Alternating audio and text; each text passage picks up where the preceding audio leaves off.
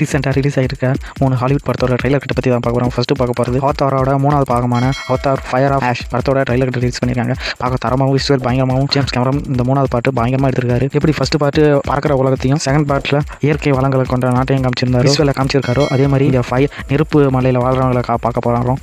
இங்கே ஒரு சக்தியும் இல்லை.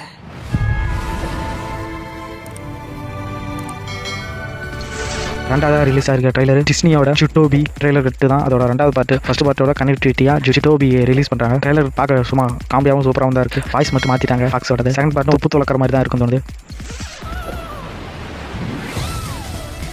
3வது இருக்கிறது WBயோட காஞ்சோரின் சீரிஸோட தி காஞ்சோரின் லாஸ்ட் ரைட். தி காஞ்சோரினோட கடைசி படமாக இருக்கும் இந்த படம். ட்ரைலர் பார்க்க நல்லாவும் சூப்பராகவும் பண்ணியிருந்தாங்க. தமிழ் டப்பிங் நல்லா இருக்கு.